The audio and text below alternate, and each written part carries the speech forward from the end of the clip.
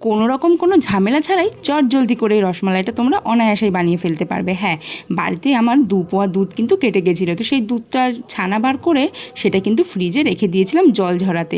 তারপরের দিন আমি সেই ছানাটা একটা দেখো প্লেটে ঢেলে নিয়েছি, নিয়ে হাত থেকে ভালো করে একটু ম্যাশ করে নিয়েছি।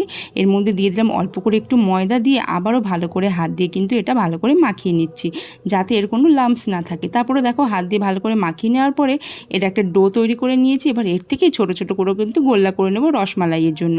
আমার কিন্তু একটু চ্যাপটা চ্যাপটা রসমালাই হলে আমার একটু দেখতে বেশি ভালো লাগে, তাই আমি কিন্তু একটু চ্যাপটা চ্যাপটা করেছি, গোলও কিন্তু ভালো লাগে।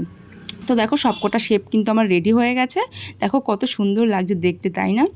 তারপরে কি একটা বাটিতে একটু দুধ বসিয়ে দিয়েছি জাল করার জন্য, আর দিয়ে দিলাম একটু গন্ধের জন্য একটু তেজপাতা। আর একটা বাটিতে একটু গুঁড়ো দুধ নিয়ে নিয়েছিলাম, তার মধ্যে সেই গরম দুধ 2 চামচ দিয়ে এটা ভালো করে কিন্তু এটা গুলিয়ে নেব। তারপরে এর মধ্যে দেখো দিয়ে দিলাম পরিমাণ মতন চিনি মিষ্টির জন্য, আর একটু এলাচ গুঁড়ো হলে কিন্তু বন্ধুরা ভালো হতো, তো আমার কাছে এলাচ গুঁড়ো ছিল না বলে আমি কিন্তু দিতে পারিনি। তারপরে দেখো এর মধ্যে সেই বানিয়ে রাখা ছোটো ছোটো রসমালাইগুলো দিয়ে দিলাম, আর এর মধ্যে সেই গুঁড়ো দুধ যেটা গুলিয়ে রেখেছিলাম সেটাও কিন্তু দিয়ে দিয়েছি। আর দেখো গাইস কত সুন্দর ফুলেছে, তাই না? তো আমাদের রসমালাই কিন্তু এখন একদম রেডি হয়ে গেছে। এবার একটা বাটিতে কিন্তু ঢেলে নেব, আর এর মধ্যে ওপর থেকে একটু কাজু কুচি করে নিয়েছিলাম সেটাই কিন্তু দিয়ে দিয়েছি। দেখো আমাদের রসমালাই কিন্তু একদম রেডি হয়ে গেছে, আর খেতে বন্ধুরা দারুণ হয়েছিল, ফাটাফাটি। তো তোমরা অবশ্যই একবার বাড়িতে এটা বানিয়ে খাও, তোমাদের অবশ্যই ভালো লাগবে। তো আজকের জন্য টাটা।